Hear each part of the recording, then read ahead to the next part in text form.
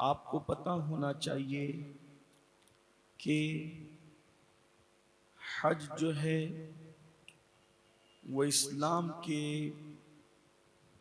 बुनियादी अरकान में से एक रुकन है। हर साहिब इस्तिताअत को अल्लाह ताला का हुक्म है कि वो हज करे। अल्लाह के प्यारे हबीब सल्लल्लाहु अलैहि वसल्लम फरमाते हैं कि जो साहिब इस्तिताअत हो, यानी जिस पे हज फर्ज हो जाए और वो हज न करे, तो या तो वो यहूदी हो के मरे या तो वो नसरानी हो के मरे।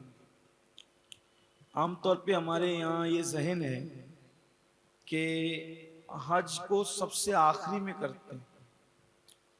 अभी घर बना लो, अभी कारोबार देख लो, अभी बच्चों की शादियां कर लो, ये कर लो, वो कर लो, जब किसी काम के नहीं रहेंगे तो हज करें। ऐसा नहीं, बल्कि कुछ लोगों का जहन यह है कि भाई अभी बच्चों की शादी बाकी है तो हज नहीं कर सकते। ऐसा भी नहीं। मन इस्तताअ इलैहि सबीला, जो इस्तिताअत रखता है उस पे हज फर्ज। और इस्तिताअत का मतलब ये है कि इतना पैसा आपके पास हो कि आप सफर के अखराजात बर्दाश्त कर सकते, आने जाने के, वहां रहने के अखराजात, और जितने दिन आपकी गैर हाजिरी रहेगी अपने वतन से, तो जिन लोगों के अखराजात आपके जिम्मे पर लाजिम है आप उनका खर्चा उठा सकें। और तीसरी चीज ये कि आप अरकान हज अदा कर सकें, ये इस्तिताअत पाई गई। इतने पे हज फर्ज हो जाता है, तो चाहिए कि जल्द से जल्द हज कर लें। मकबूल हज का सिला जन्नत है। अल्लाह के रसूल अलैहिस्सलाम फरमाते हैं जिसका हज अल्लाह कबूल कर ले उसका सिला इंशाअल्लाह जन्नत है।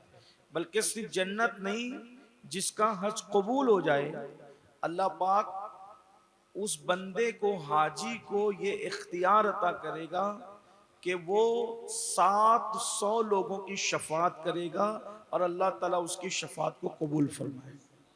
यानी एक हाजी 700 लोगों को इंशाअल्लाह जन्नत में ले जाएगा। इसलिए हज जल्दी से जल्दी करना चाहिए।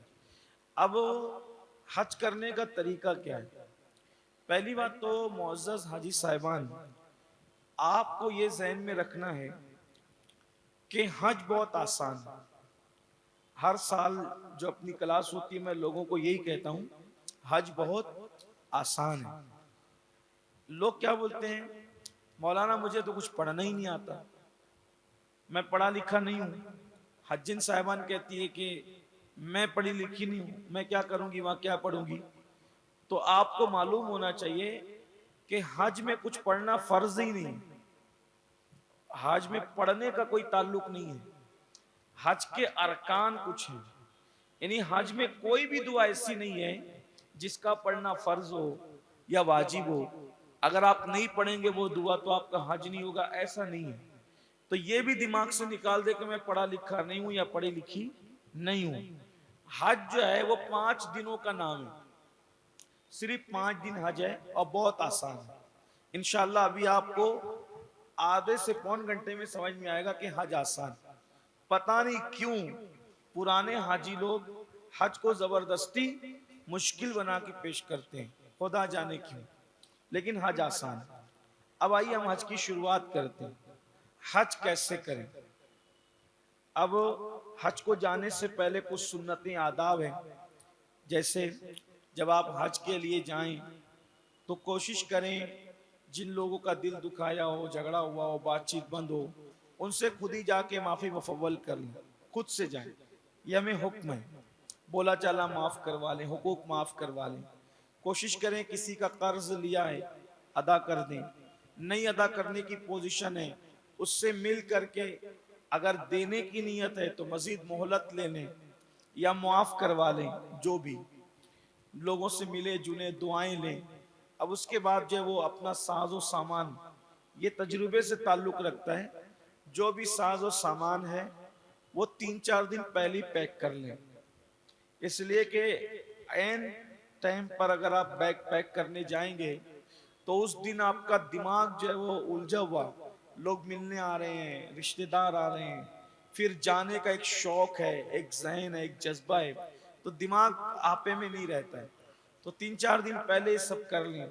कम से कम आपके पास 4-5 ड्रेस तो होने चाहिए, 4-5 ड्रेस आपके पास होने चाहिए, 5 ड्रेस तो होने चाहिए, क्योंकि आपको 1 महीना, 35 दिन, 40 दिन वहां रहना है, तो इतना आपके पास लिबास होना चाहिए। एहराम की 2 जोड़ी कम से कम होने चाहिए, यानी 2 जोड़ी से मुराद 4 चादरें, 2 जोड़ी एहराम हो। साबुन ले लें आप।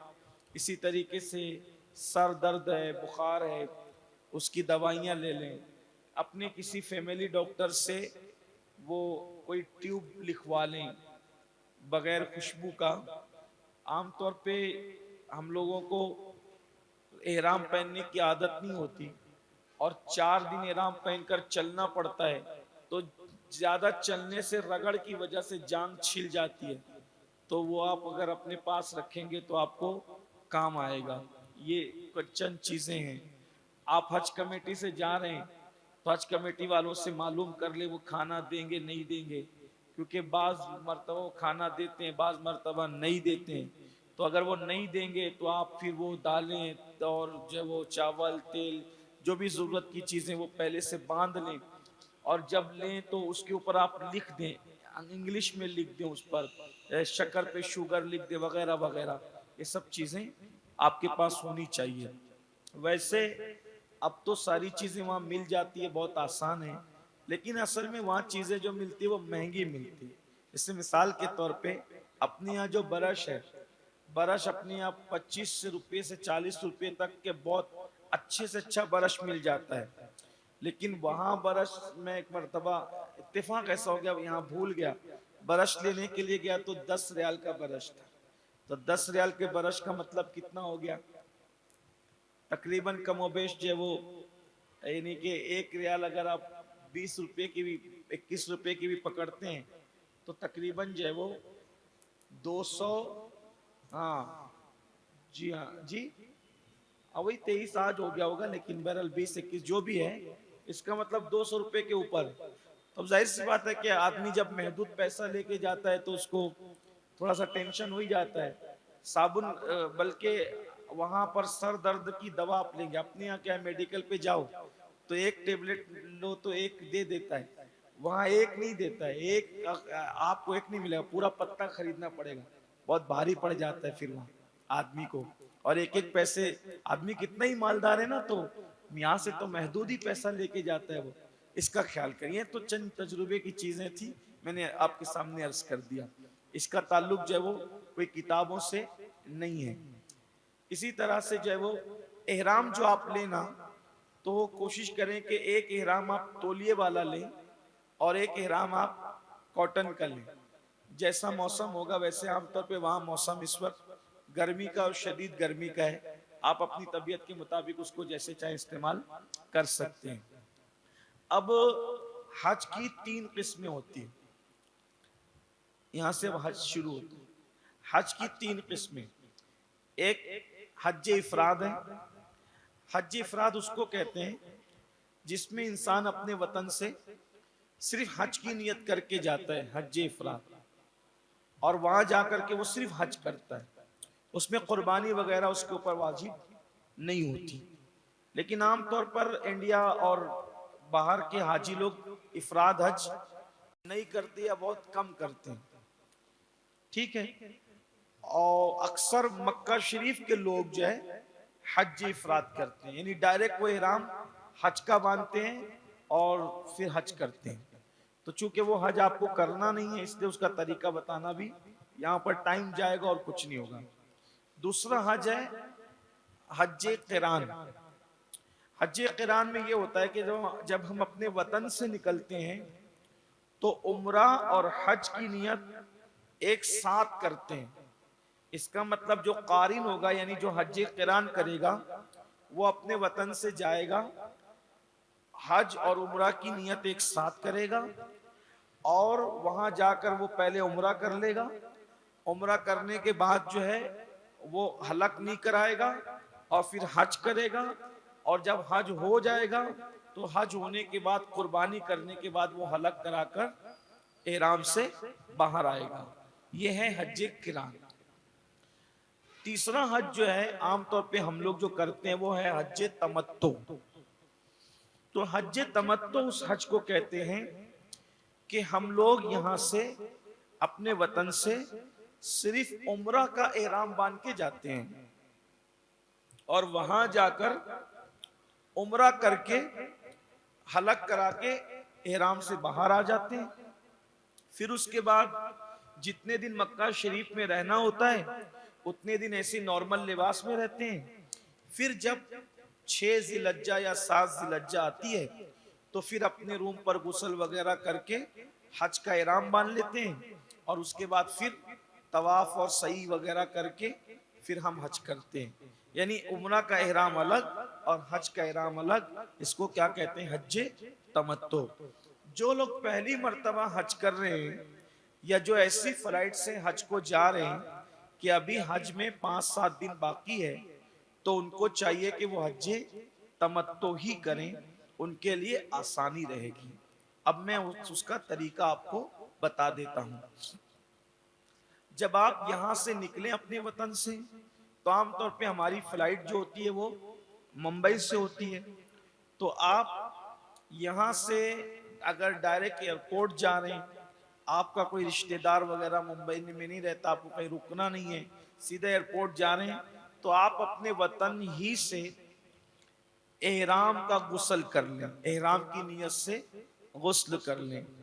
उससे पहले आप नाखून काट लें, इसी तरह से हजामत वगैरह बनवा लें। इसी तरह जो जिस्म के गैर जरूरी बाल हैं जो निकालना सुन्नत है, वो सारे बाल निकाल लें। और उसके बाद जो है आप गुस्ल कर लें, अच्छे खूब मल करके नहाएं और फिर जो अपने मामूल के कपड़े वो कपड़े पहन लें और फिर यहाँ से मुंबई रवाना हो। मुंबई रवाना होते वक्त 4 रकात नमाज नफिल अपने घर में पढ़ें। पहली में कुल या अय्युहल काफिरून पढ़ें, दूसरी में कुल हुवल्लाह पढ़ें, तीसरी में कुल आऊज़ु बिरब्बिल फलक पढ़ें और चौथी में कुल आऊज़ु बिरब्बिन नास। यानी चारों रकात में चारों कुल पढ़ें। अगर नहीं याद है चारों कुल तो जो भी सूरत याद है वो पढ़ें। ये 4 रकात नफिल नमाज जो आप सफर के वक्त, सिर्फ सफर हज के लिए नहीं है, आप किसी भी सफर पे जाएं और ये नफल पढ़ के जाएं तो हदीस पाक में आता है जो सफर पे निकलते वक्त ये 4 रकात पढ़ लेता है, जब तक के वो वापस लौट कर नहीं आता उस वक्त तक अल्लाह पाक उसके घर की, उसकी औलाद की और उसके माल की हिफाजत करता है। इसलिए इसके बारे में मामूल बना लेना चाहिए कि जब भी सफर निकले तो नफल पढ़ के निकलें। अब आप एयरपोर्ट पहुंचे तो आपके पास एक छोटा सा बैग रहना चाहिए जिसमें आपकी टिकट है, आपका जो है वो पासपोर्ट है, आपके पैसे हैं, जो हर वक्त आपके गले में लटकते रहना चाहिए। उसको आप इस्तिंजा वगैरह के वक्त निकाला न करें बल्कि गले में ही लटकाया करें। छोटा सा बैग आमतौर पे टूर वाले देते भी हैं, कमेटी वाले देते कि नहीं देते मुझे नहीं मालूम। अगर नहीं देते तो आप छोटा सा बैग अपने पास रखें, बहुत ज़रूरत पड़ती है उसकी। उसमें आप अपना मोबाइल वगैरह भी रख सकते हैं, ज़रूरत की चीज़ें। लेकिन उसको जो है वो आप इस्तिंजा के जाते वक्त लटकाएं नहीं, ये मेरी बात आप याद रखें। वरना आदमी इस्तिंजा करके बाहर निकल जाता है, वो लटका रह जाता है, बड़ी दुश्वारी होती है। पैसे गुम हो जाने पर उतनी तकलीफ नहीं होती जितना टिकट और पासपोर्ट के गुम हो जाने पर तकलीफ होती है। अल्लाह ताला सबको महफूज रखे। अब आप एयरपोर्ट के अंदर जब दाखिल होते हैं अपना सामान वगैरह ले करके, तो जो है वो अंदर गए, पासपोर्ट दिखाया, टिकट दिखाया, वो तो आपको वो बोर्डिंग पास दे देता है। बोर्डिंग पास लेने के बाद फिर आपको और अंदर जाना होता है इमिग्रेशन में। फिर उसके बाद आप अंदर चले गए, अब आप सीधा जो गेट नंबर है वहां जाकर के बैठ गए और वहां जाने के बाद अब आप डायरेक्ट फ्लाइट में बैठ सकते हैं। तो अंदर एयरपोर्ट के अंदर जो ऐसा होता है वो बैतुल खला और सारी चीजें होती है। तो उसमें आप क्या करें, आपने तो यहीं से गुस्ल कर लिया था, गुस्ल यहीं से कर लिया था एहराम की नियत से। अब एयरपोर्ट पे आपको एहराम बांधना है। एहराम असल में जो वो दिल की नीयत का नाम। हम उम्रा और हज की जो नीयत करते हैं उसी को एहराम कहते हैं। और एहराम को एहराम इसलिए कहते हैं कि जिस वक्त हम एहराम की नीयत करते हैं तो उस वक्त बाज हलाल चीजें हम पर हराम हो जाती है, इसलिए उसको क्या कहते हैं, एहराम कहते हैं। जैसे बीवी निकाह में है लेकिन वो हराम हो जाती है, यानी उसके साथ जैसे आप घर में बीवी जैसा सुलूक करते हैं, यानी हया के पर्दे में कह रहा हूं, वजीफे जोजियत वगैरह करते हैं, तो ऐसा कुछ उस काम उसके साथ आप नहीं कर सकते एहराम में। बल्कि बल्कि मियाँ बीवी के जो पर्सनल ताल्लुकात के बारे में जो बातें होती हैं, एहराम की हालत में अपनी बीवी के साथ वो बात भी नहीं कर सकते। बल्कि शहवत के साथ एहराम की हालत में बीवी का हाथ भी नहीं पकड़ सकते, उसको छू भी नहीं सकते, यानी शहवत की हालत में। इसी तरह खुशबू भी हराम हो जाती है। इसी तरह जो है वो अपना बाल तोड़ना, नाखून तोड़ना, जुएं मारना, ये सब चीजें एहराम की हालत में इजाजत नहीं होती। खुशबूदार साबुन इस्तेमाल नहीं कर सकते, खुशबूदार तेल इस्तेमाल नहीं कर सकते, जिस्म से मैल छुड़ा करके नहा नहीं सकते, सिले हुए कपड़े नहीं पहन सकते, मर्द लोग टोपी नहीं पहन सकते, अपना मुंह नहीं छुपा सकते। ये सारी चीजें एहराम की हालत में इजाजत नहीं होती। तो कुछ चीजें जो पहले से हलाल थी वो हम पे हराम हो जाती है, इसलिए उसको क्या कहते हैं, एहराम। लेकिन मजाजन, मजाजी तौर पर अवाम के जो है वो उर्फ में दो चादरों को भी एहराम कह देते हैं। हालांकि हकीकत में एहराम क्या है, एहराम की नियत, हज उम्रा की नियत पर जो चीज हराम होती है वो हो गई एहराम, ठीक है।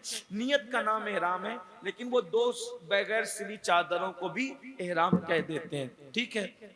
अब आप जब एयरपोर्ट पर वुजू कर लेंगे तो, और वुजू करेंगे एहराम से पहले, और फिर उसके बाद दो चादरें लपेटेंगे। वो चादर कैसे लपेटना चाहिए उसका कोई खास तरीका नहीं है, आपको आसानी के साथ जो भी तरीका मयसर हो आप उसके मुताबिक वो चादर बांधे।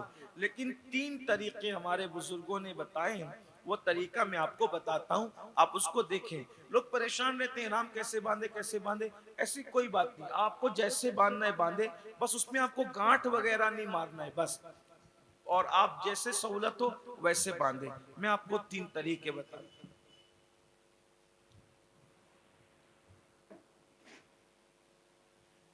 ये देखिए, ये चादर है एहराम, इसको जो है एक तरीका ये है,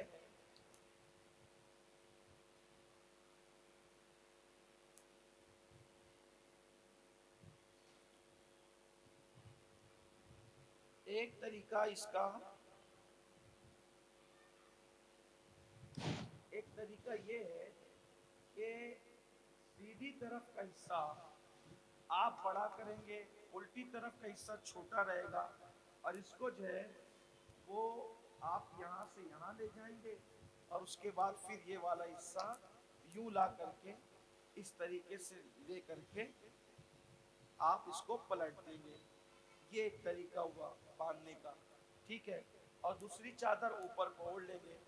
दूसरा तरीका ये है कि आप दोनों सिरे को इस तरीके से मिला लेंगे,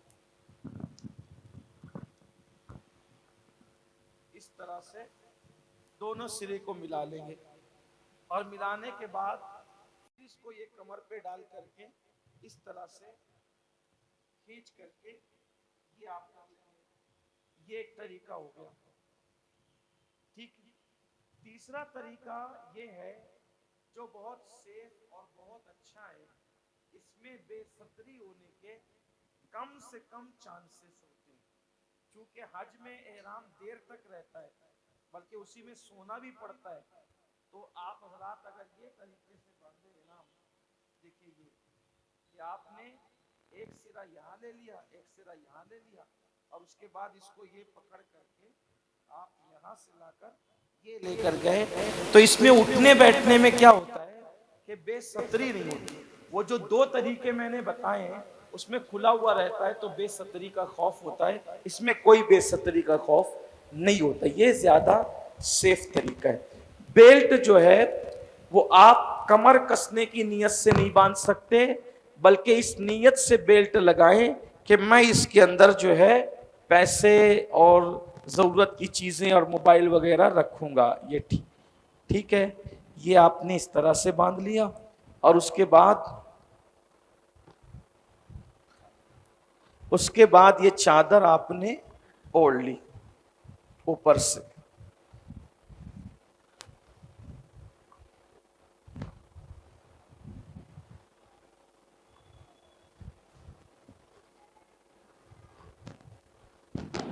ये ठीक है, ये हो गया। अब कुछ लोग आपको एयरपोर्ट पे दिखेंगे कि वो लोग ऐसे करके फिरते रहते हैं, ये गलत तरीका है। उनको शौक रहता है ना थोड़ा सा ये खोल करके फिरने का, ये खिलाफ सुन्नत है। ये कब खोलना है अभी हम आपको बताएंगे। अब आप चादर हमेशा ऐसी रखेंगे, ठीक है। एक बात और आपको बताएं कि आप किसी को भी देखकर वहां अरकान अदा नहीं करें जो यहां आप अपने उलमा से सीखें या जो किताबों में पढ़े उसी तरह करें। कभी कभी लोग देख रहे हैं बड़े अच्छे नजर आते हैं, लेकिन वो पढ़े लिखे, भाई हर अच्छा दिखने वाला आदमी पढ़ा लिखा नहीं होता, वो गलत करते हैं, हम उनको फॉलो करते हैं, हम भी गलत करते हैं। और वहां हजार मुंह हजार बातें। हज को जाता है तो हर आदमी मुफ्ती बन जाता है, वो कुछ भी कुछ बोलते हैं, गलत सलत बातें बताते हैं, उन पे आपको तवज्जो नहीं करना है, ठीक है। आप यहां से जो सीख कर जाएं उसी के मुताबिक आप हज करें। आपने अब टोपी भी नहीं पहनना है, चप्पल आपको वो वाली पहनना है जिसको हम स्लीपर कहते हैं, हवाई चप्पल, ठीक। अब आपको एहराम की नियत करना है, तो आप एयरपोर्ट पे ही मस्जिद भी हो, यानी वो इबादत खाना होता है, तो अपने सर पर जो है वो इस तरीके से चादर डाल करके 2 रकअत नफिल पढ़ेंगे एहराम की नियत से, नफिल नमाज। और नफिल पढ़ने के बाद फिर चादर सर से हटा लेंगे, और हटाने के बाद अब आप उम्रा की नियत करेंगे। उम्रा की नियत इस तरह से करते हैं, अल्लाहुम्मा इन्नी उरीदुल उम्रता फयस्सिर हाली व तक़ब्बलहा मिन्नी। अब आप कहेंगे ये हो गई मुश्किल, कोई मुश्किल नहीं, अरबी में ये नियत है। आपको अरबी आती तो ठीक, वरना किताब देख के हिज्जे लगाकर अटक अटक कर पढ़ने की जरूरत नहीं है। आप अपनी उर्दू जबान में नियत करें, ए अल्लाह मैं उम्रा की नियत करता हूं, तू इसको मेरे लिए आसान फरमा और मेरी तरफ से कबूल फरमा। क्या कहेंगे? अल्लाह मैं उम्रा की नियत करता हूं, आप बोलिए, आपको याद होना चाहिए, ए अल्लाह मैं उम्रा की नियत करता हूं, तो इसको मेरे लिए आसान फरमा और मेरी तरफ से कबूल फरमा। अब आप कहेंगे चलो ये भी लंबा हो गया, ये भी बोलना नहीं आता, तो क्या करना? तो ये करना कि आप गर्दन झुका करके दिल ही दिल में अल्लाह से कहें, अल्लाह मैं तेरे लिए उम्रा की नियत करता हूं, मेरे लिए आसान कर दे और उसको मेरे लिए तरफ से कबूल फरमा ले। असल नियत क्या है? दिल के इरादे का नाम क्या है? नियत है। अब आपने जैसी उम्रा की नियत की, आपको लब्बैक पढ़ना है। लब्बैक पढ़ना सुन्नत है, और लब्बैक जब भी पढ़े बुलंद आवाज से पढ़ें। कैसे पढ़ेंगे लब्बैक?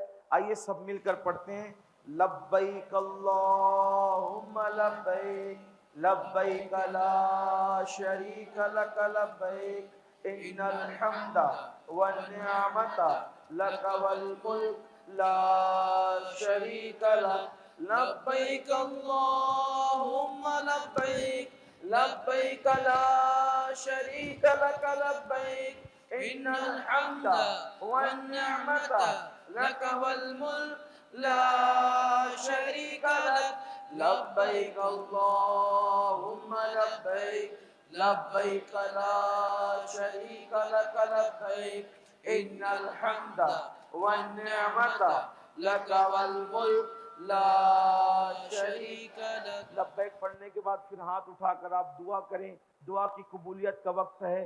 अब आप जितनी दुआ करना चाहें, शॉर्ट में कुछ नहीं करने का, बेहतरीन इत्मीनान से, क्योंकि अब ना कारखाना जाना है, ना किराना दुकान जाना है, ना कारोबार के लिए है, कहीं कुछ नहीं। हम किस लिए निकले? अल्लाह की राह में, सिर्फ अल्लाह की इबादत के लिए निकले। इत्मीनान से कीजिए, इसलिए कि ये लम्हे जिंदगी में बार बार आया नहीं करते, क्योंकि अब अल्लाह का वादा है दुआ कबूल होगी। रसूलुल्लाह सल्लल्लाहु अलैहि वसल्लम ने जमानत दी है, हाजी की दुआ जैसे ही घर से निकलता है और जब तक घर लौट नहीं जाता है उसकी हर दुआ कबूल होती है।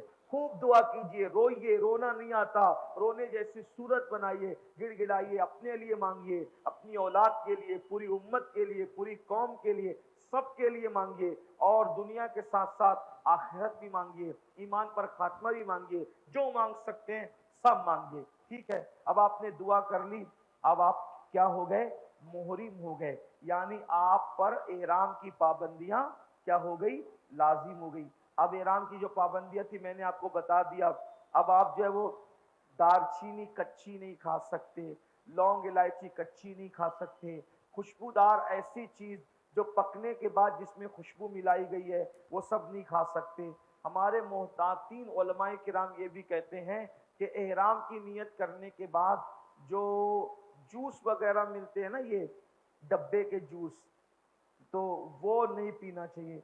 इसलिए कि उलमा कहते हैं कि शक है कि उसके अंदर पकाने के बाद सेंट मिलाया जाता है, इसलिए उसको नहीं पीना चाहिए। एहराम की हालत में उससे बचना चाहिए। बाकी सारी पाबंदियां बता दी। औरतें यहाँ मौजूद है, खवातीन, औरतों के लिए ऐसी कोई चादर वादर बगैर स्लीप पहनने का कोई हुक्म नहीं है। औरतों का एहराम उनका मामूल का लिबास है।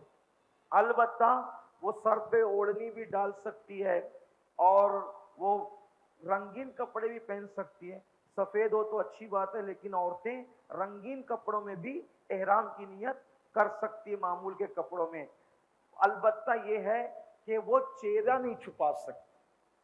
चेहरे पे अगर कपड़ा लगेगा तो अगर इतनी देर तक के चेहरे पे कपड़ा रहा कि 8 पहर गुजर गए, कितने पहर जो है वो, यानी उसको बल्कि ये समझ लें कि दिन का अक्सर हिस्सा, 8 पहर छोड़िए, दिन का अक्सर हिस्सा अगर उसी हालत में गुजर गया तो दम लाजिम आए। क्या लाजिम आएगा? दम। और अगर थोड़ी देर मुंह पे कपड़ा उन्होंने डाल दिया तो सदका लाजिम। और सदका क्या? सदका यानी सदका फित्र, 17 सदका फित्र की मिकदार में सदका देना होगा। एक बार दुरुशी पढ़ें।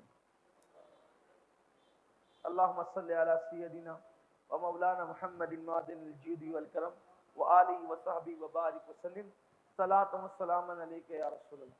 मर्द हजरात सिला हुआ तावीज़ वगैरह भी निकाल दें, लेकिन औरतें चूड़ियां भी पहन सकती है। मेहंदी भी एहराम की हालत में जो उनकी लगी हुई है उसका कोई ताल्लुक नहीं है, यानी मेहंदी लगी हुई है और हाथ रंगीन है, ऐसे वो एहराम की नियत कर सकती है। एक और बात, अगर अल्लाह न करे किसी बहन को एहराम बांधने से पहले नापाकी आ गई तो वो वुजू करके उसी हालत में उम्रा की एहराम की नियत कर लेगी, उसकी नियत हो जाएगी। उसको नमाज नहीं पढ़ना, बगैर नमाज पढ़े हुए वो वुजू करके एहराम की नियत कर लें और वो यहाँ से जाके मक्का शरीफ जाएगी और मक्का शरीफ जा करके इंतजार करेगी। अभी वो मस्जिद में नहीं जाएगी, इंतजार करेगी। जब पाक हो जाएगी तो पाक होकर के फिर वो मस्जिद हराम में जाकर उम्रा करके अपना एहराम उतार लेगी। ठीक है। और अल्लाह न करे अगर हज के अय्याम में ऐसा हो गया तो उसी हालत में वो हज करेगी, उसके हज के लिए कोई रुकावट नहीं है, उसी हालत में वो हज कर सकती है। दो काम सिर्फ नहीं करेगी, नमाज नहीं पढ़ेगी और नंबर 2 काबे का तवाफ नहीं करेगी, बाकी वो सारे अरकान कर सकती है। कुछ औरतें जो वो ऐसी औरतों को मनूस समझती है, ये देख हज के मौके पे ऐसा हो गया इसके साथ, ये मनूस है, ये ऐसी है वैसी है। अस्तगफिरुल्लाह, ऐसा नहीं कहना, इसलिए कि अगर ये मनूसियत होती तो उम्मुल मोमिनीन सैयदा आयशा सिद्दीका के साथ खुद ऐसा हुआ, और जो हुजूर की सबसे चहीती बीवी थी उनके साथ ऐसा हुआ। अब उनको ऐसा हुआ तो वो रोने लगी तो हुजूर अलैहि सल्लम ने, ये रो नहीं, ये अल्लाह की तरफ से। और फिर फरमाया कि जाओ अपने भाई के साथ और मक्के के बाहर जा करके एहराम बांध के आओ। और फिर वो गई और एहराम बांध करके आई। तो इसीलिए जहां जा करके आपने एहराम बांधा था उसी जगह आज मस्जिद आयशा बनी हुई है और सारे उम्रा करने वाले वहीं से एहराम बांधे। देखो ये है चीज। ऐसा होता है, अल्लाह वालों के साथ कोई हादसा होता है लेकिन लोगों के लिए वो रहमत हो जाता है। तो बहरहाल अब आपने एहराम की नियत कर ली, खवातीन समझ गई होगी जिस तरीके से मर्दों को खुशबू का इस्तेमाल करना हराम और जुए नहीं मार सकते, इसी तरीके से औरतें भी खुशबू का इस्तेमाल, खुशबूदार तेल वगैरह का इस्तेमाल नहीं कर सकती। लेकिन और जिस तरह से औरत मर्द पर एहराम की हालत में हराम हो जाती है, वैसे ही मर्द भी जो है वो औरत पर हराम हो जाता है। अब आप यहाँ से जो है वो फ्लाइट में बैठे, फ्लाइट में बैठने के बाद जो है वो आप जिद्दा उतरे, आपके लिए अब सबसे बेहतरीन वजीफा क्या है? लब्बैक। जीना चढ़े लब्बैक पढ़े, उतरे लब्बैक पढ़े, यानी कि बुलंदी पे चढ़े लब्बैक पढ़े, बुलंदी से नीचे उतरे लब्बैक पढ़े, नमाज का सलाम फेरे लब्बैक पढ़े। और कैसे लब्बैक पढ़े? और जब भी लब्बैक पढ़े बुलंद आवाज से पढ़े, क्योंकि अल्लाह के रसूल अलैहिस्सलाम फरमाते हैं जहां जहां तक तुम्हारे लब्बैक की आवाज पहुंचती है वो सारी चीजें तुम्हारे साथ मिलकर लब्बैक पढ़ती है, और उसका सवाब उसको मिलता है जिसकी आवाज सुन करके उसने लब्बैक पढ़ा था। कैसे पढ़ेंगे? लब्बैक अल्लाहुम्मा लब्बैक लब्बैक ला शरीका लक लब्बैक इन्नल हम्दा वन निअमता लक वल मुल्क ला शरीका लक लब्बैक अल्लाहुम्मा लब्बैक लब्बैक ला शरीका लक लब्बैक इन्नल हम्दा वन निअमता लक वल मुल्क ला शरीका लक लब्बैक अल्लाहुम्मा लब्बैक लब्बैक ला शरीका लक लब्बैक इन्नल हम्दा वन निअमता लक वल मुल्क ला शरीका लक। अब आप जिद्दा शरीफ पहुंच गए, वहां पर जब आप उतरेंगे तो आपके पासपोर्ट पर स्टैम्प वगैरह की जो कार्रवाई है वो पूरी हो जाएगी इंशाल्लाह। फिर आप जब अपनी बसों में बैठेंगे, मेरी गुजारिश है, बाज हाजी लोग नादानी करते हैं, ये तेरी सीट, ये मेरी सीट, ये इसकी जगह, वो उसकी जगह, गुस्सा आता है, लोग लड़ाई करते हैं। अल्लाह पाक कुरान में क्या फरमाता है? वला रफसा वला फुसुका वला जिदाला फिल हज, कि हज तो वही है जिसके अंदर झगड़ा ना हो, गुनाह ना हो, फिस्को फुजूर ना हो, वही हज है। लड़ाई झगड़ा नहीं करना हज के अंदर, सब्र करना, सब्र से काम लेना, एक दूसरे का सपोर्ट करना, एक दूसरे के साथ प्यार मोहब्बत से पेश आना, ये मकबूल हज की अलामत है। फिर आप मक्का शरीफ पहुंचे, अपना सामान वगैरह सेट कर लिया। सामान सेट करने के बाद अगर हिम्मत है तो ठीक है, और नहीं हिम्मत है तो पहले आराम कर लें। कुछ लोग बहुत जल्दी मचाते, चलो चलो चलो उम्रा करके आएंगे, और जैसे उम्रा करने के लिए जाते हैं, एक चक्कर लगाया काबे का, उसके बाद फिर जो है वो बुझ जाते हैं, फिर सोचते हैं कि पता नहीं इतनी जल्दी क्यों आ गए। आप ऐसा नहीं करें, जल्दी नहीं मचाएं, आप आराम कर लें, ताज़ा दम हो जाए, फ्रेश हो जाएं, उसके बाद फिर वुजू करें, मिसवाक वगैरह करके, और फिर हरम शरीफ आए।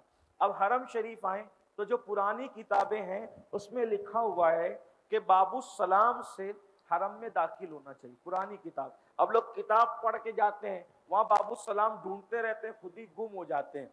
बाबू सलाम अब नहीं मिलेगा आपको, क्योंकि वो एक तो पहली बात तो छोटा दरवाजा है, फिर वो हमेशा बंद रहता है। जिस भी वक्त तो खुला रहता है फिर भी वहां दो पुलिस बैठे हुए होते हैं, किसी को उसके अंदर से जाने नहीं देते।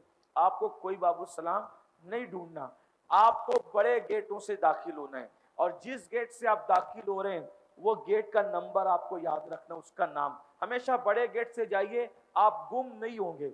आप अपनी हज्जीन या अपने ग्रुप के लोगों को बताएं कि भाई देखो, अगर हम में से कोई भी गुम हो गया तो किसी को कोई ढूंढेगा नहीं, वहां ढूंढना ही कयामत है। कयामत का ही वो एक मंजर रहता है, सब एक लिबास में होते हैं, इतनी भीड़ होती है, टेंशन नहीं लेने का। क्या करने का? ये कहना है कोई एक जगह मुकर्रर कर लो, जो भी छूट जाए ग्रुप से वो यहाँ आ करके हमसे या हमारा इंतजार करे। जैसे कि एक आसान सी चीज है, अगर मक्का शरीफ के हरम में जाना है, और नहीं जो टावर बना हुआ है जिसके अंदर घड़ी लगी हुई, वो घड़ी के नीचे जो है वो बैतुल खला बना हुआ है, वो बड़ा सा बैतुल खला, वहां बैठने बैठने का इंतजाम है। बता देने का, जो भी पिछड़ेगा अपने अरकान अदा करो इत्मीनान से, रोने धोने की बात नहीं, अरकान अदा करके सीधा यहाँ के बैठ जाओ, हम यहीं आपसे मिल लेंगे। वो इतनी अच्छी जगह है कि आसानी के साथ आदमी वहां किसी को मिल सकता है, पा सकता है। हम लोग भी जाते हैं अल्लाह की अता से, उसके करम से। तो जो ग्रुप में लोग रहते हैं उसको यही बोलते हुए, गुम हो जाए ढूंढना नहीं, टाइम बर्बाद होगा, परेशान हो जाओगे।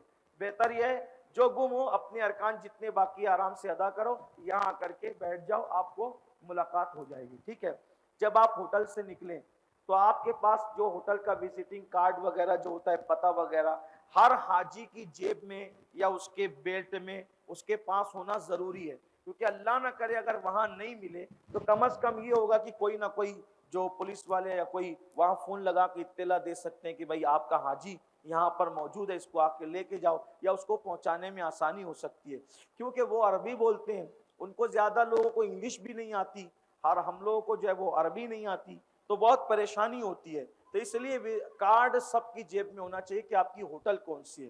होटल से निकलते वक्त भी निशानी लगा लीजिए कि पहचान कर लीजिए कि देखो हमारी होटल ये है, ऐसा है, ऐसा है।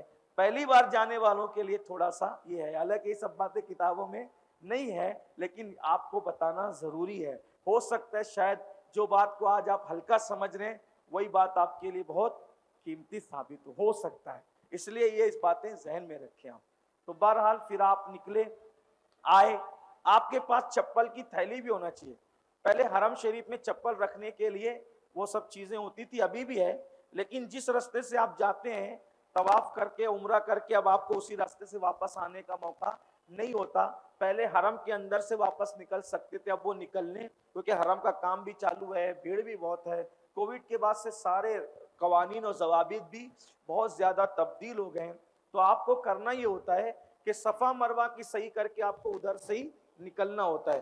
तो आपके पास थैली चप्पल की होना चाहिए जो आप अपनी पुश्त पर लटका सके, कहीं रखिएगा मत, अगर आपने चप्पल रख दी आप चप्पल तक पहुंच नहीं सकते, हाथ में तो लेके कर नहीं सकते, तो आपके पास कोई थैली होना चाहिए जिसको आप लटका करके, पुश्त पे लटका के आप तवाफ और उम्रा वगैरह कर सकते हैं। ठीक है, अब आप हरम शरीफ में दाखिल हो रहे हैं, कोई भी दरवाजा जो आपकी बिल्डिंग से करीब तर है उससे जाएंगे। अब नजर झुकाकर जैसे भागा हुआ गुलाम अपने आका की बारगाह में शर्मिंदा शर्मिंदा, डरा डरा, सहमा सहमा आता है, उसी तरह से अपने अल्लाह की बारगाह में कितने गुनाह किए हमने, कितने जराइम किए हमने, कितने पाप किए हमने, लेकिन उसके बाद भी अल्लाह ने हमारे ऐबों पे पर्दे डाला और आज हमें मौका दिया कि अपने घर बुलाया। घर उसी को बुलाया जाता है जिससे प्यार किया जाता है, जिससे मोहब्बत किया जाता है। आज हम अल्लाह के घर में जा रहे हैं, सुभान अल्लाह, मुकद्दर है, मुकद्दर औज पर है। जिस काबे को कभी ख्वाब में देखा था, जिसके लिए पूरी जिंदगी दुआएं की थी, जिसके लिए तरसते थे, दुआएं करवाते थे, बिलखते थे, आज वो काबा नजर के सामने होगा। तो नजरें झुकाकर चलें, नजरें झुकाकर इसलिए चले कि काबे पर जब पहली नजर पड़ती है तो जो भी दुआ की जाती है अल्लाह ताला उसको कबूल फरमाता है। तो इसलिए अचानक आपको नजर नहीं डालना, बल्कि पूरे मंसूबे के साथ आपको चलना है। और चलते चलते आप किसी एक जगह पर ऐसी जगह रुक जाएं जहाँ रास्ता ना हो, कोई हटाने वाला ना हो, भीड़ भाड़ ना हो, ऐसे में आप उतर करके मताफ में जाए। नजर झुका के आप चलते चलते मताफ में जाएंगे, सर के ऊपर आसमान खुला आ जाएगा तो आपको अंदाजा हो जाएगा कि मैं खुले आसमान के नीचे आ गया। फिर जगह देख करके आप किनारे खड़े हो जाए और फिर नजर उठाकर आप पूरी नजर भर के काबे को देख। ये काबा नहीं है बल्कि काबे का मॉडल है, सिर्फ समझाने के लिए, ठीक है, एक निशानी है, मॉडल है, काबा नहीं है ये। लेकिन काबा देखें, काबा देखें, आपकी पहली नजर पड़े तो इमाम ज़ैनुल आबिदीन फरमाते हैं जब काबे पे पहली नजर पड़े तो क्या मांगे। लोग कहते हैं ये वो, कुछ नहीं। काबे पे पहली नजर पड़े तो आदमी एक दुआ ऐसी कर ले कि उसका बेड़ा ही पार हो जाए। तो इमाम ज़ैनुल आबिदीन फरमाते हैं ये दुआ करें कि ए अल्लाह, मैं तुझसे जब भी जो दुआ करूं तू मेरी हर दुआ कबूल फरमा। ये एक दुआ कबूल हो गई तो सारा बेड़ा ही पार हो गया। हालांकि ये सिर्फ बोलने और कहने की बात है, लेकिन जब काबे में पहली नजर पड़ती है आदमी सब मांगने ही भूल जाता है, उसकी आंखें ही बरस पड़ती है, बहुत रोता है इंसान, बहुत रोता है। अल्लाह ताला पता नहीं इस इमारत में अल्लाह ने क्या रखा है, क्या कशिश है, क्या नूरानियत है कि जैसी नजर पड़ती है आंखों से अश्क रवा हो जाते हैं। ना कहने की बात, ना सुनने की बात। बहरहाल जो भी हो, आपकी जो कैफियत हो अल्लाह कबूल करे। तो जी भर के पहले काबे को देखें, काबे की जियारत करें। मैं थोड़ा सा काबे का तारुफ करा दूं। ये जो कोना है, ये कोना जिसके अंदर हजर अस्वद है, तो इसको कहते हैं रुकने अस्वद। क्या कहते हैं इसको? तो हजर अस्वद होने की वजह से इसको कहते हैं रुकने अस्वद, ठीक है। और उसके बाद जो है ठीक उसके सामने, ठीक उसके सामने, रुकने अस्वद के सामने, ये जो पहला कोना है ये है रुकने शामी। क्या है? रुकने शामी। उस तरफ मुल्क शाम है। और उसके फिर सामने रुकने इराकी, इसलिए कि उस तरफ मुल्क इराक है। और फिर ये वाला कोना हजर अस्वद के उल्टे हाथ की तरफ वाला, ये है रुकने यमानी, इसकी तरफ मुल्क यमन है। चार कोने के चार नाम है। रुकने अस्वद, इसको रुकने हिंदी भी कहते हैं लोग। रुकने हिंदी इसलिए कहते हैं कि इसी तरफ हिंदुस्तान, यानी हिंदुस्तान वालों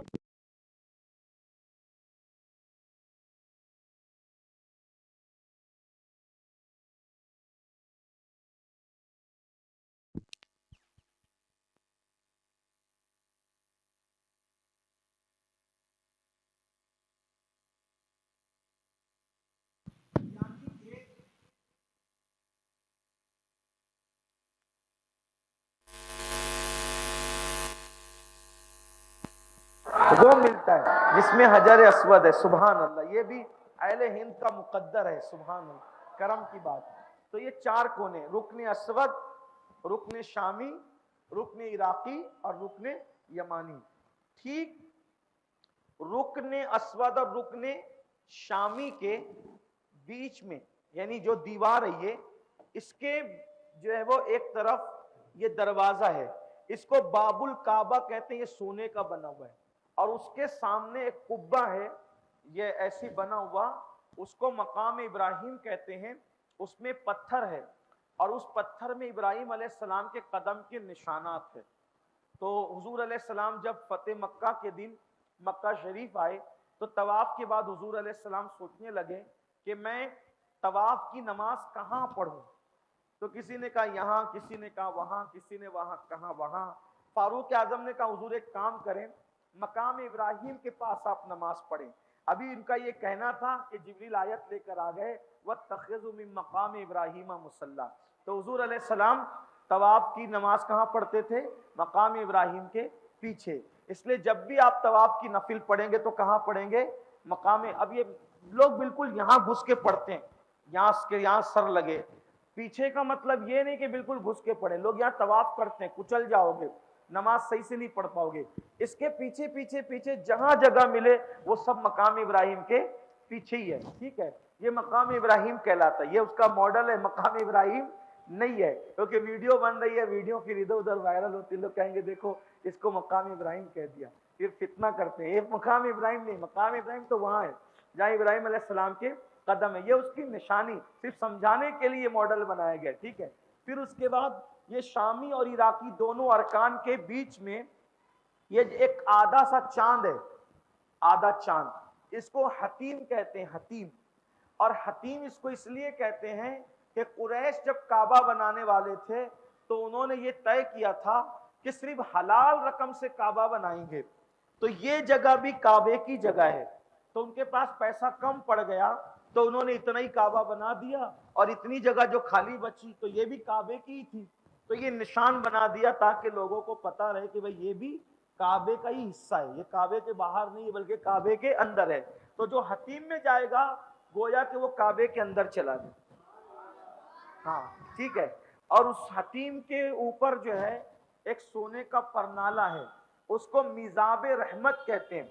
जब बारिश होती है तो पानी निछावर होकर हतीम में जो गिरता है वो मिजाबे रहमत से गिरता है। ये काबे का एक हल्का सा आपको हमने तारुफ कराया। अब आप तवाफ शुरू करेंगे। आप पढ़ रहे थे लब्बैक, जब से आपने नियत की थी एहराम की, जब से आप लब्बैक पढ़ रहे थे, उठते बैठते चलते फिरते उठते और चढ़ते उतरते, नमाज से पहले नमाज के बाद आप क्या पढ़ रहे थे? लब्बैक। लेकिन जैसे ही आप हरम में दाखिल हुए और काबे पर आपकी नजर पड़ी तो काबे पे नजर पड़ी तो अब आपकी लब्बैक बंद हो जाएगी, अब आप लब्बैक नहीं पढ़ेंगे। ठीक है। और अब तवाफ की नियत करना है तो अब आपको ये चादर, सीधे तरफ की चादर का एक हिस्सा बगल के अंदर डालकर उल्टे कंधे पर ऐसे डालते हैं, ठीक है। इसको क्या कहते हैं? इज्तिबा। क्या कहते हैं इसको? इज्तिबा कहते हैं, ठीक है, इज्तिबा। तो अब तवाफ में आपका कांधा हमेशा खुला रहेगा, लेकिन कब? उस तवाफ में कांधा खुला रहेगा जिस तवाफ के बाद आप सफा मरवा की सही करने की नीयत रखते हैं। और अगर आपने ऐसे नॉर्मल नफल तवाफ किया कि जिसके बाद आपको सफा मरवा की सही नहीं करना है, तो उसमें आपको कंधा खुला हुआ नहीं रखना है। कंधा कब खुलेगा? जब आपको सफा मरवा की सही करना है तवाफ के बाद, तब कंधा खोलना है। इसको क्या कहते हैं? इज्तिबा। अब आप जब वो तवाफ शुरू करेंगे तो हजर अस्वद का जो कोना है उसके उल्टी तरफ आप खड़े हो जाएंगे कि सीधी तरफ वो कोना है। और ये सब मैं नॉर्मल बता रहा हूं कि यहाँ भीड़ नहीं है, लेकिन वहां इतनी नॉर्मल आप नहीं कर सकेंगे, वहां आपको एकदम झटपट सब वक्त पे करना होगा। कभी कभी आपको चलते चलते भी ये काम कर लेना पड़ेगा, ये आपको सिर्फ समझाने के लिए। तो आप ये दाएं तरफ कोना होगा, आप नियत करेंगे काबे के तवाफ की, अल्लाहुम्मा इन्नी उरीदु तवाफा बैतिकल हराम सबआ अशवातिन फयस्सिरहु ली व तकब्बल हो मिन्नी। ए अल्लाह, मैं काबतुल्लाह के तवाफ की नियत करता हूँ, तो इसको मेरे लिए आसान फरमा और मेरी तरफ से कबूल फरमा। क्या कहेंगे? अल्लाह, मैं काबे के तवाफ की नियत करता हूँ, तो इसको मेरे लिए आसान फरमा और मेरी तरफ से कबूल फरमा। नहीं कबूल इतना बोलते नहीं आए, सिर्फ दिल में नियत करो अल्लाह तेरे लिए तवाफ कर रहा हूँ, ठीक है, इतना कर सकते। ठीक, अब आ गए सीधा ऐसे इतने करीब के हजर अस्वद हमारी नजरों के सामने हो, यानी वो बिल्कुल उसके मुहाजी हो। अब ऐसे हाथ उठाएंगे, इतना हाथ कि आपके कानों के पास ऐसे ऐसे, और कहेंगे बिस्मिल्लाहि अल्लाहु अकबर वस्सलातु वस्सलामु अला रसूलिल्लाह सल्लल्लाहु अलैहि वसल्लम। ऐसे ऐसे आवाज नहीं आए, सिर्फ ऐसे करके बगैर आवाज के अपने हाथों को चूमेंगे। क्या? बिस्मिल्लाहि अल्लाहु अकबर वस्सलातु वस्सलामु अला रसूलिल्लाह सल्लल्लाहु अलैहि वसल्लम करके जैसे ही आपने किया, अब आप मुड़ गए। मुड़ने के बाद उल्टे हाथ की तरफ काबा होगा। 3 चक्कर जो पहले होंगे उसमें आपको रमल करना है। रमल मतलब पहलवान लोग जैसे चलते हैं, शाना ऐसे हिला करके, वैसे चलना है। नजरें नीची करके, सीना तान के, छोटे छोटे कदम से आपको ऐसे चलना है, शर्माना नहीं। लेकिन भीड़ होने की वजह से आप ऐसे नहीं चल सकते, तो कम से कम थोड़ा सा अपने मामूल से तेज चलेंगे। इसको क्या कहते हैं? रमल। क्या कहते हैं इसको? रमल। ये 3 चक्कर में करना है। इज्तिमा 7 चक्कर में रहेगा, रमल सिर्फ 3 चक्कर में। बात समझ में सबके? भीड़ होती है तो आप इस तरह नहीं कर सकते, तो आपको थोड़ा सा तेज चलना पड़ता है, वरना लोगों को हाथ लग जाता है। हाँ, लेकिन जहां मौका मिले, अच्छा कुछ लोग क्या करते हैं, रमल करना ही चाहते हैं, तो वो क्या करते हैं, जब भीड़ आती है तो रुक जाते हैं। रुकना नहीं है, चलना है, लेकिन बस आपको थोड़ा सा तेज चलना है। तो आप इधर से, अच्छा क्या पढ़े उसमें, तवाफ में क्या पढ़े? तो लोग किताबें लेकर आते हैं, गलत सलत तौर पे दुआ चलते चलते पढ़ते रहते हैं, ऐसी कोई बात नहीं। तीसरा कलमा पढ़ें, पहला कलमा पढ़ें, चौथा कलमा पढ़ें। और इमाम अहले सुन्नत सैयदी आला हजरत रहमतुल्लाहि ताला अलैह, हमारे इमाम अनवारुल बशारा अपनी किताब में लिखते हैं, अगर आपको दुआएं भी याद हो, अगर आपको दुआएं भी याद हो, तो अफजल ये है कि आप दुरूद शरीफ ही पढ़ें। दुरूद शरीफ सबसे बेहतरीन दुआ है। दुरूद शरीफ सबसे, जो भी दुरूद याद हो, दुरूद शरीफ पढ़े, तवाफ करें। अब आपने कर लिया, अंदर से नहीं जाना है, हतीम में से नहीं जाना, आप उधर से घूम कर गए, यहां पर आ गए। आने के बाद जैसे ही यहां पहुंचे, फिर आपको मुड़ जाना है और उसके बाद फिर इस्तिलाम करना है। एक चक्कर आपका मुकम्मल हो गया, यानी हजर अस्वद से लेके हजर अस्वद तक 1 चक्कर, फिर हजर अस्वद से लेके हजर अस्वद तक 2 चक्कर, हजर अस्वद से लेके हजर अस्वद तक 3 चक्कर। ऐसे आपको 7 चक्कर करना है। चक्कर 7 होंगे और 8 मरतबा इस्तिलाम होगा। शुरू करते वक्त भी इस्तिलाम करना है और खत्म करते वक्त भी इस्तिलाम करना है, ठीक है। काबे का तवाफ करते वक्त, काबे का तवाफ करते वक्त न काबे की तरफ पीठ करें न काबे की तरफ सीना करें। अगर काबे का तवाफ करते करते आपने उसकी तरफ पीठ कर ली तो जितने चक्कर, जितनी देर तक आप पीठ करके चले उतनी देर तक आपका चक्कर माना नहीं जाएगा, और जितनी देर तक आप अपना सीना उधर करके चले उतना हिस्सा आपका माना नहीं जाएगा। इसलिए काबे का तवाफ करते वक्त न उसकी तरफ पीठ करना चाहिए, न पीठ करके तवाफ करना चाहिए, और न उस तरफ सीना करके तवाफ करना चाहिए, बल्कि काबा उल्टे हाथ की तरफ रहे। लोग उसको देखते रहते हैं, शौक से देखते हैं, मैं मना नहीं करता, लेकिन अफजल ये है कि निगाहें नीची करके इस तसव्वुर से करें कि हमारे आगे आगे अल्लाह के रसूल तवाफ कर रहे हैं और हम उनके पीछे पीछे गुलामों की तरह चल रहे हैं। उस तवाफ में लुत्फ ही अलग आएगा। मैं गुनहगार हूँ, सियाकार हूँ, लेकिन अरे इतनी बड़ी अजीम जमीन, भाई एक चीज है, जमीन के किस हिस्से पे हुजूर ने कहां कदम रखा हमें पता है नहीं, लेकिन काबा जहां आज से 1400 साल पहले था आज भी वही है। तो हुजूर ने काबे का तवाफ तो किया ना, तो जहां काबे का तवाफ किया, जहां हुजूर के कदम पड़े, वही हमारे भी हाजिरी हो रही है। देखो कितनी शहादत की बात, कितनी, तो वहां कितने अदब से चलने की जरूरत है। औरतें बीच में घुस जाती है, लोग झगड़े पे आमादा रहते हैं, हमें कुछ नहीं करना, एक गुलाम जैसे अपने आका की बारगाह में रहता है वैसे ही अदब के साथ रहना, दुरूशी पढ़ते हुए आप चलें, 7 चक्कर पूरे करें, 8वीं बार इस्तिलाम करें, इस्तिलाम करने के बाद फिर इस चादर को आप जैसे थी ऐसे कर लें, और फिर उसके बाद मकाम इब्राहिम पर आए।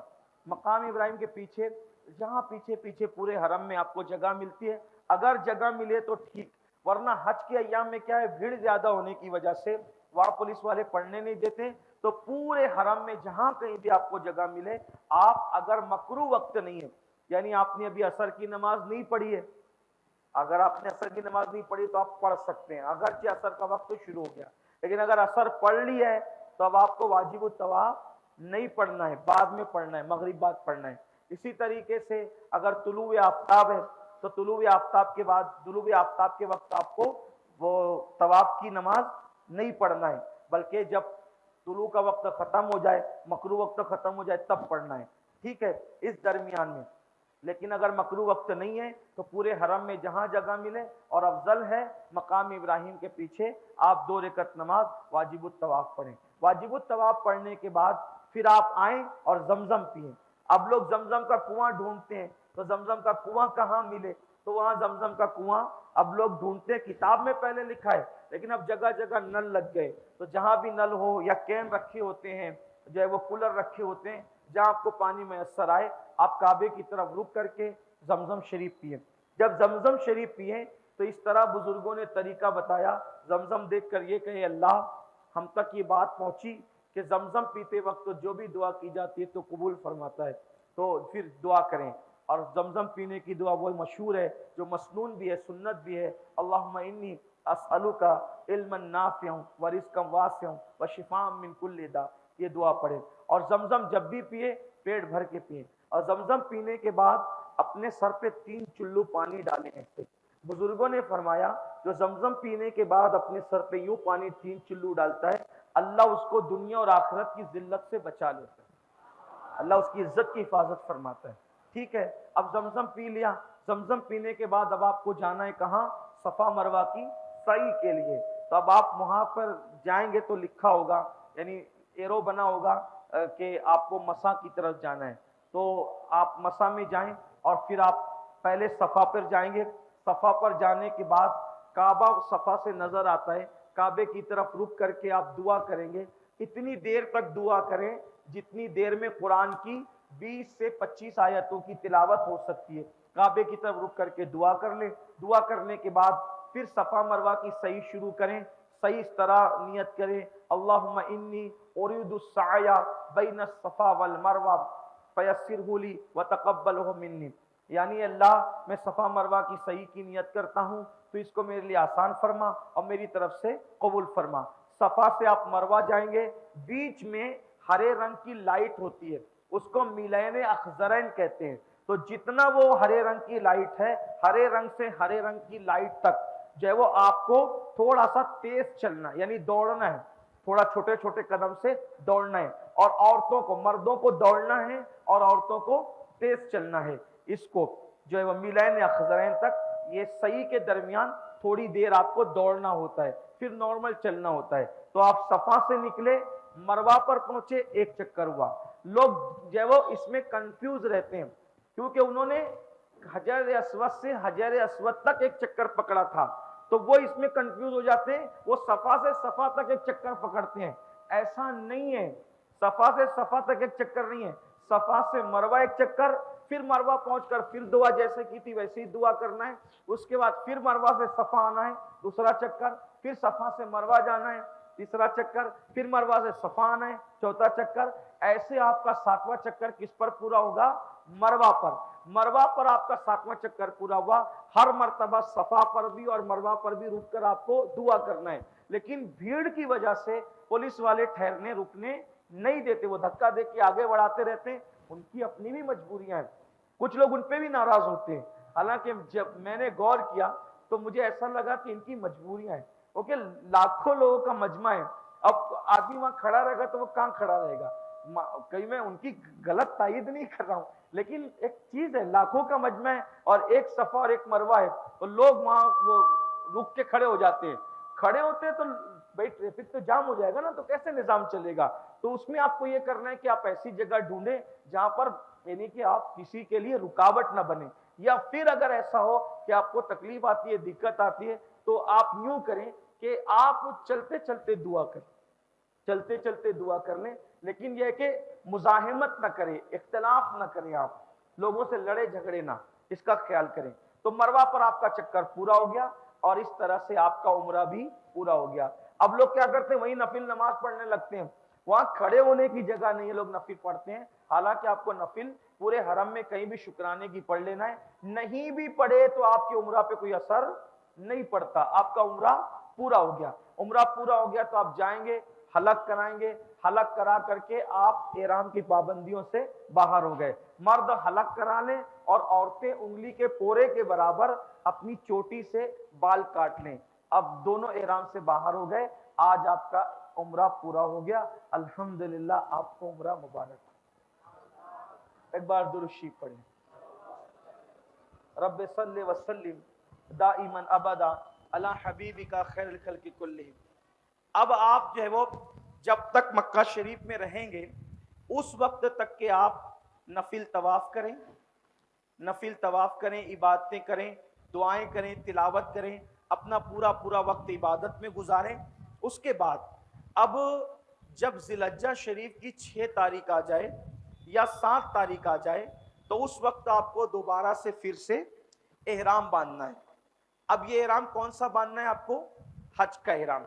6 या 7 को इसलिए एहराम बांधने की बात करते हैं आपसे, 6 या 7 तारीख को, 6 या 7 तारीख को इसलिए कहते हैं, 6 को बांध ले तो अच्छा, 7 को भी बांधे तो भी चलेगा, लेकिन 7 को भीड़ ज्यादा, 6 को भी भीड़ रहती है, लेकिन बहरहाल आप अपनी सहूलत से देख रहे हैं, जब आपको बेहतर हो 6 को भी बांध सकते हैं, 7 को भी।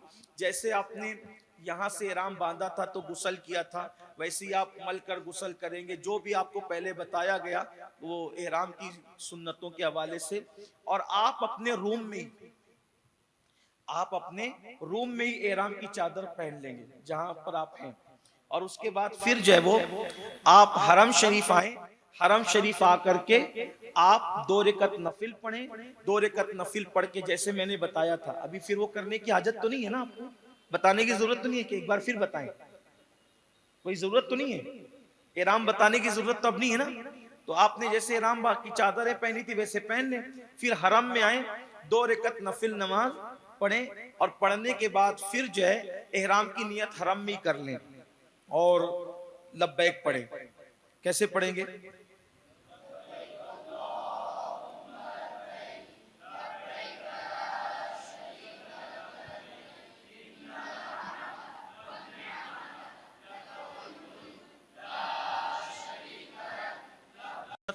और फिर वितर वगैरह पढ़ें, ठीक है। जब आप अरफात में गुरूब हो गया तो आपका हज हो गया, लेकिन कुछ अरकान बाकी है। तो 9 तारीख को 8 तारीख को 5 वक्त की नमाजें कहां पढ़नी थी? मिना में। 9 तारीख को क्या करना था? अरफात में वकूफ करना था। कोई मुश्किल है? बोले कोई मुश्किल है नहीं। अब आप जो 9 की रात यानी 10वीं शब है। 10वीं शब कहाँ गुजारना है आपको? मुजदलफा के मैदान में।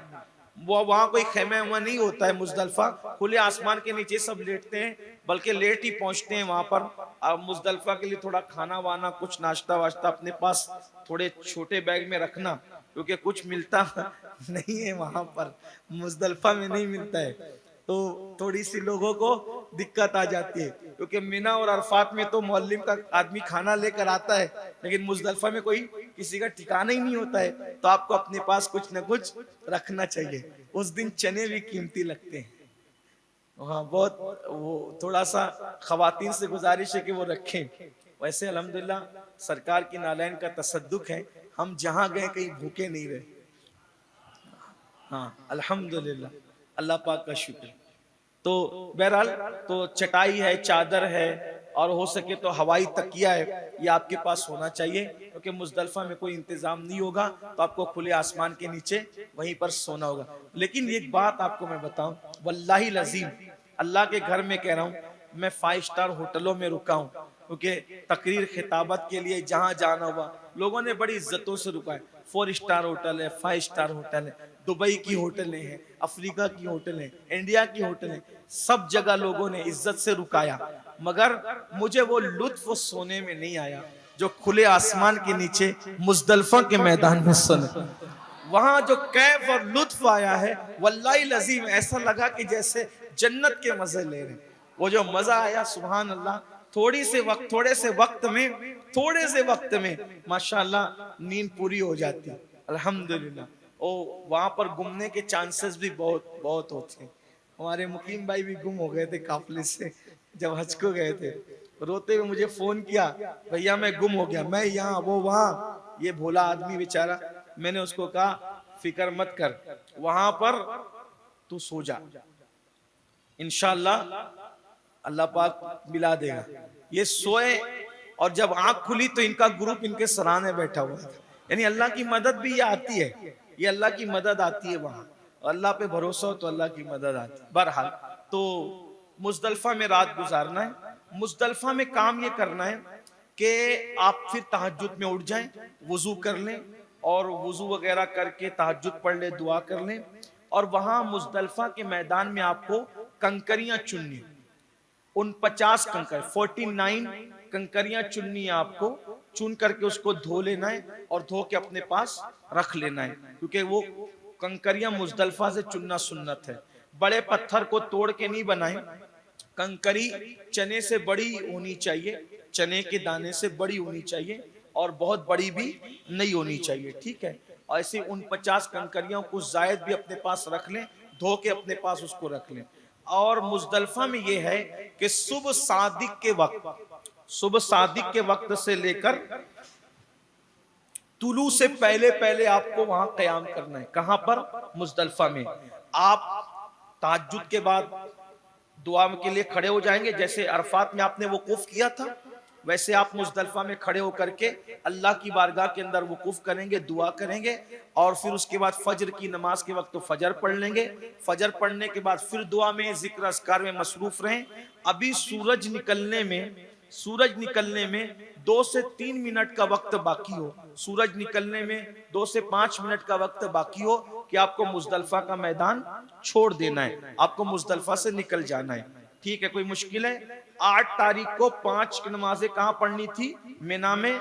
9 को दिन में वकूफ कहां करना था? अरफात में। और उसकी अगली रात कहां रुकना था? मुजदलफा में। अब आप चले गए वापस कहां? मिना में। आज 10 तारीख है, 10 तारीख मतलब बकरीद का दिन है। हाजी के लिए ईद की नमाज नहीं है, हाजी के लिए ईद की नमाज नहीं है। वहां आपको पहला काम क्या करना है? 10 तारीख को, आज 10 तारीख है, आज हाजी के लिए मसरूफियत का दिन है। उसको 3 बड़े बड़े काम है हाजी को 10 तारीख को। नंबर 1, सुबह सादिक से लेकर जवाल तक कंकरी मारने का टाइम है, सुन्नत टाइम, लेकिन जवाल के बाद भी मार सकते हैं, जायज है। और गुरूब आफ्ताब के बाद मकरू है, लेकिन मारेंगे तो कंकरी अदा हो जाएगी। लेकिन कोशिश करना है कि आप जो वो जवाल तक मार लें, और अगर भीड़ ज्यादा हो तो आपको दबने के लिए नहीं जाना है, जवाल के बाद भी मारने की इजाजत है। तो आज 10 तारीख को पहला काम आपको ये करना है, 10 तारीख को पहला काम कि आप बड़े शैतान को कंकरी मारेंगे। किसको मारेंगे? 10 तारीख को एक ही शैतान को कंकरी मारना है। किसको मारना है? बड़े शैतान को कंकरी मारना है। 7 कंकरी लेंगे हाथ में, और जो है वो आप 7 कंकरियां लेकर के आप उसके सामने, वो आपकी निगाहों के सामने हो, वो कोई शैतान होता नहीं है, बड़ा पिलर है, ठीक है। अच्छा, किताबों में लिखा हुआ है कि इस तरफ रुक करो, इस तरफ रुक करो, इस तरफ, वो किताबों में लिखा हुआ है। लेकिन पुलिस वाले पिछले साल खड़े हो गए थे, जो इधर से जाते थे उसको इधर ही कर दिया, उधर कर दिया, तो आप फिर वो रुख में परेशान हो जाते हैं।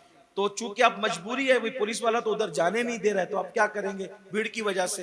हालांकि पिछले साल सिर्फ 10 लाख लोग थे, फिर भी उन्होंने, पुलिस वालों ने जो है वो इधर भीड़ रोक लिया, उधर रोक लिया। इस मर्तबा तो और ज्यादा है, तो इसलिए आपके सामने वो पिलर हो, इस तरह कंकरी को पकड़े और पकड़ करके इस तरह बिस्मिल्लाहि अल्लाहु अकबर, बिस्मिल्लाहि अल्लाहु अकबर कह के जोर से मारे। पिलर पर लगना जरूरी नहीं है, वो जो कठेरा है ना, कठेरा उसके अंदर चला गया मतलब आपका कंकर कामयाब हो गया, ठीक है। बिस्मिल्लाह अल्लाह अकबर कह के एक के बाद एक, एक के बाद एक, एक के बाद एक, इस तरीके से आपको कंकरी मारना है। 10 तारीख को सिर्फ बड़े शैतान को कंकरी मारना है, और कंकरी मार के दुआ करते हुए आपको वापस आ जाना है। कंकरी मार ली, अब दूसरा काम है आपका कुर्बानी करना। दूसरा काम क्या है? कुर्बानी। अब मेरी गुजारिश है, कुर्बानी आप खुद करें, कुर्बानी आप खुद करें, या किसी को आपके ग्रुप के चंद आदमियों को भेज दें, या आमतौर पे क्या होता है, टोकन सिस्टम लोगों ने कर रखा है।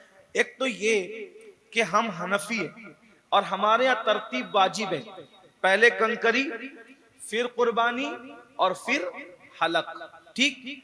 अब आपने जहां टोकन जहां से खरीदा है, उन्होंने आपको टाइम दिया 10 बजे का, कि 10 बजे हम आपकी कुर्बानी कर देंगे, और उस वक्त तक कि आपने कंकरी नहीं मारी तो कुर्बानी कैसे होगी, ठीक है।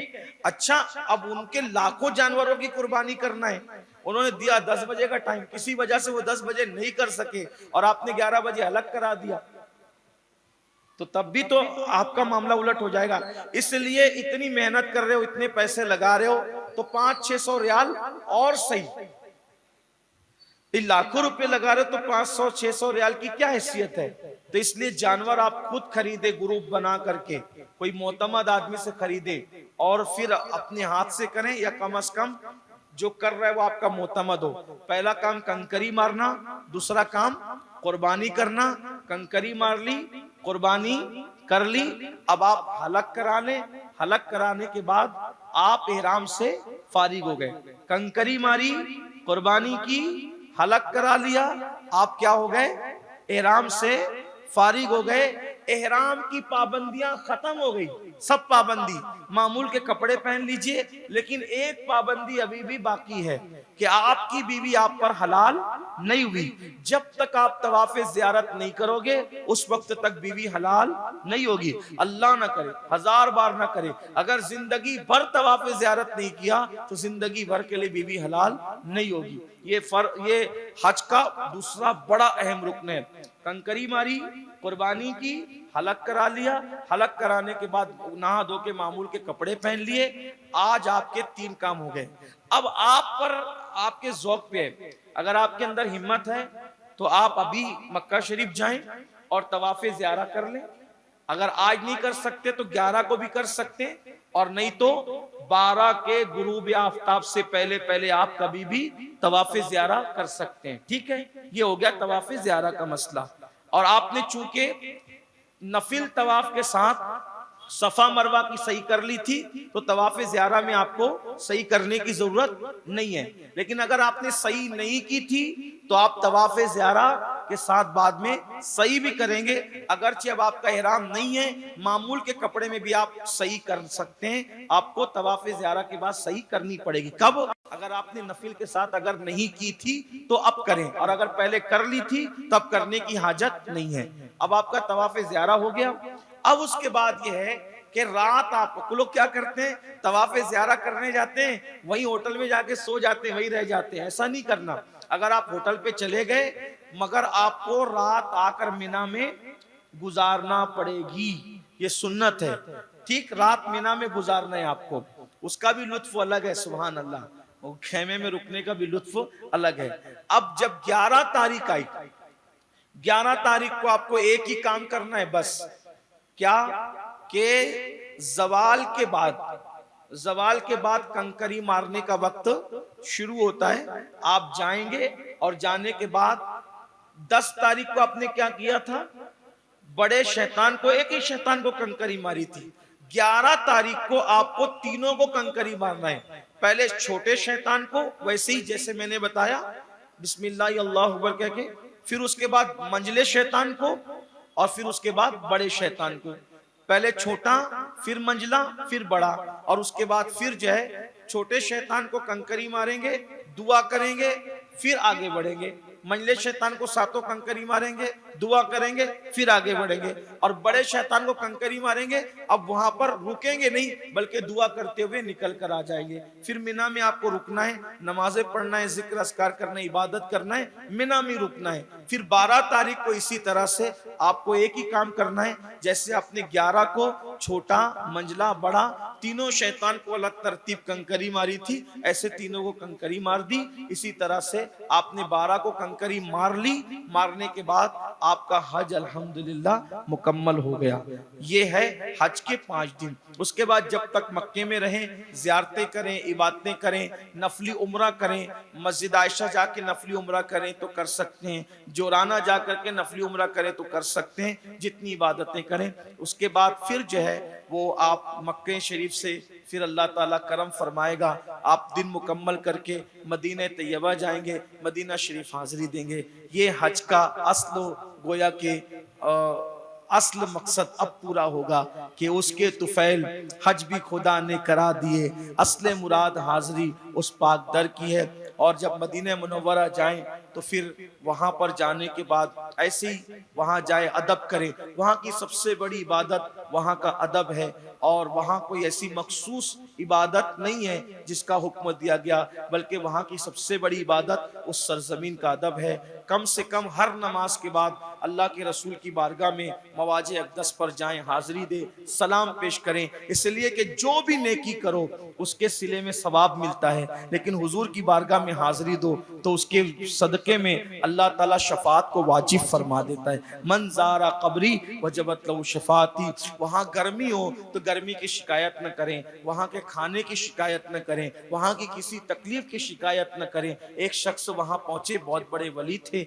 वहाँ पर दही खा रहे थे। दही खाते हुए कहा, ओफ, मदीने का दही कितना खट्टा है। ख्वाब में उसी वक्त रसूलुल्लाह की जियारत हुई।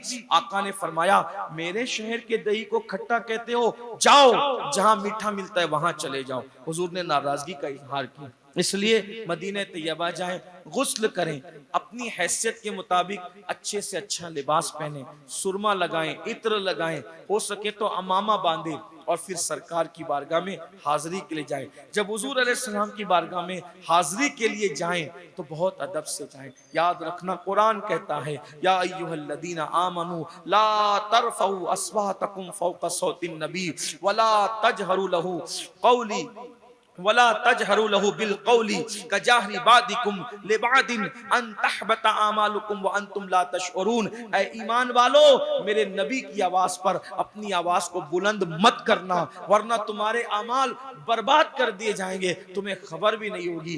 दिल तो कह रहा था हज करके गुनाह से पाक हो गए, लेकिन वहां आवाज भी बुलंद हुई तो अमाल बर्बाद हो जाएंगे, अमाल अकारत हो जाएंगे। इसलिए अदब का ख्याल रखें, बहुत अदब। लोगों को देखा देखी बेअदब ना हो जाना।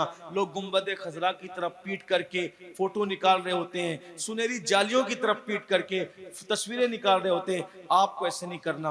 लोग वीडियो जो है वो कॉलिंग चालू करके घर वालों को बता, देखो देखो सुनहरी जाली, तुम भी सलाम कर लो। अरे तू यहाँ आए, तेरी तवज्जो यहाँ नहीं, उनको सलाम करवा के क्या कर रहे हैं? यहाँ तो सरापा। जिब्रील भी आते हैं तो परों को समेट कर आते हैं, हवाएं भी चलती है तो अदब से चलती है।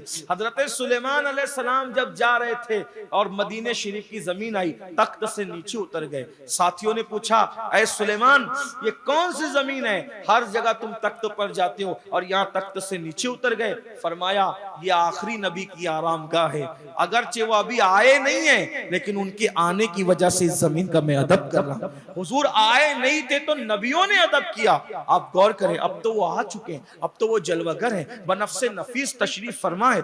कितने अदब की जरूरत है। आवाज बुलंद नहीं होनी चाहिए, सलाम जब आए तो निगाहें नीची हो, गर्दन झुकी हुई हो, और जब आका के मवाजे अक़दस की तरफ आए, जालियों के अंदर झांके नहीं, लोग झांकने लगते हैं, झांके नहीं, हुजूर नाराज।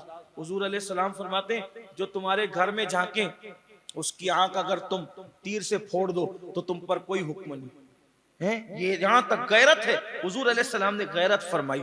तो इसलिए झांकना नहीं, इसलिए कि हुजूर अभी भी जिंदा है और वो अपने घर में आराम, झांकने की जरूरत नहीं है, बल्कि गुलामों को यहाँ बुला लिया, इतना ही क्या कम है, वहां खड़े रह करके। तो ऐसा है कि पहले के जो 2 सुराख हैं, जो 2 वो खाली है, फिर एक बड़ा सुराख, बड़ा सा वो पीतल का बड़ा सा वो लगा हुआ है, वहां हुजूर अलैहिस्सलाम का मजार है, शरीफ है, चेहरे अक़दस है हुजूर अलैहिस्सलाम का।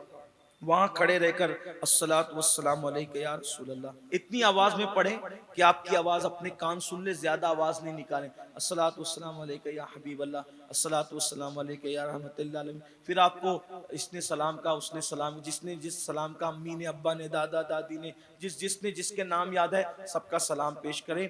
और उसके बाद फिर हुजूर की बारगाह में जो मारूजात पेश करना है, बल्कि ज्यादातर कोशिश करें कि दुरूद और सलाम ही पढ़ें, और जो मांगना है हुजूर की बारगाह में अर्जी रखकर फिर आगे बढ़ें। जो पहला सुराख है, उस सुराख के बाद वहाँ सिद्दीक अकबर का रुख अनवर है, उनका मज़ार है, फिर सैयदना सिद्दीक अकबर को सलाम करें, सैयदना फारूक आज़म को सलाम करें, और फिर उसके बाद इस तरह निकल जाएं कि हुजूर अलैहिस्सलाम के मज़ार अक़दस को पीट ना हो। पूरे सफ़र में हुजूर के रोज़े अक़दस को कभी भी पीट नहीं होनी चाहिए, इसका ख्याल करें। पूरे मदीने मुनव्वरा में जहाँ से भी गुंबदे खतरा पे नजर पड़े वहीं रुक जाएं, वहीं रुक कर हुजूर को सलाम करें, फिर आगे बढ़ें।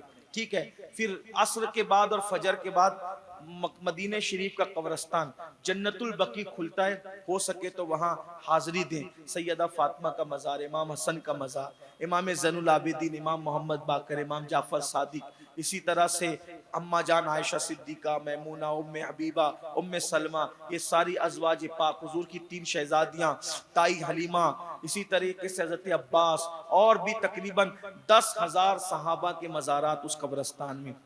और वहाँ से वो उनकी बारगाह के अंदर फातिहा पढ़ें, सलामी पेश करें रोज़ाना। फिर उसके बाद हो सके तो मस्जिद क़ुबा जाया करें, हो सके तो रोज़ जाइए, 2 रकअत पढ़ें। आका अलैहिस्सलाम फरमाते हैं, जो अपने घर से वुज़ू करके आए और मस्जिद क़ुबा में खुशू व खुज़ू के साथ 2 रकअत नमाज पढ़े, अल्लाह उसको मकबूल उम्रे का सवाब अता फरमाता। मस्जिद क़िबलतैन है, जहाँ किबला जो है वो तब्दील हुआ था, मस्जिद जुमा है, जहाँ पहला जुमा पढ़ा गया था, इस तरीके से सब मस्जिदें हैं। फिर वो ज़ियारत कराने वाले तो फिर ज़ियारत कराते हैं, बस मिनट ले जाते हैं, और फिर आप ज़ियारतें करें। अल्लाह ताला आपके हज को हज मकबूल फरमाए, मबरूर।